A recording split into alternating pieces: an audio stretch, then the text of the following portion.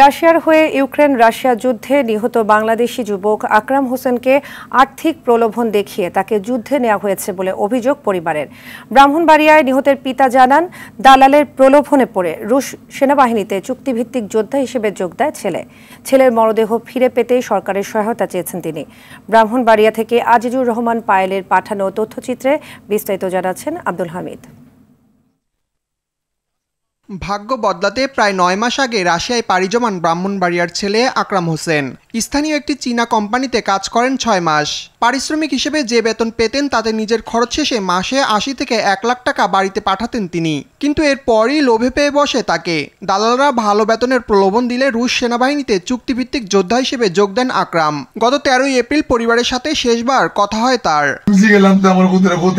কোনো সুযোগ আসেনি, ভাগ্য আসন যেত না, ভাগ্য যদি হয় ওই আর ওই গুলি করে মারে লাগব। এবারে বুদ্ধরে কইলাম, বুদ্ধ চিন্তা করিস না, আল্লাহরে ডাক, আল্লাহ ইলাহা ইল্লাল্লাহর জিকির করিস। আমরা সংসারের দায়িত্ব আপনার ছেলের উপরে আছি। ছেলে কইছে, আম্মা আমি চিন্তা করেন না, আমি লেন দিব, আমি সংসার চালাম। পুরো টাকাটাই ধার দেনা লোন করে এবং কিস্তি তুলে তারা বিদেশ পাঠাইতে গিয়ে সেটা তারা কিন্তু অনেক ক্ষতিগ্রস্ত হয়েছে। যুদ্ধে হঠাৎ বোমা বিস্ফোরণে আকরামের মৃত্যুতে শোকে মুহ্যমান পরিবারটি। সন্তানের মরদেহ দ্রুত দেশে ফিরিয়ে আনার দাবি আকরামের বাবার।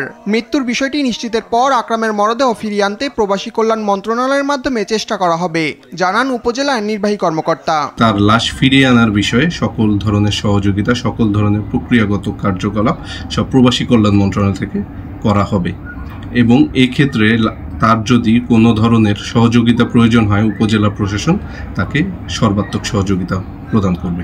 লোভে পড়ে আর কোনো আকরামের যেন এই পরিণতি না হয় সেজন্য সবাইকে সতর্ক থাকতেও বলেন তিনি।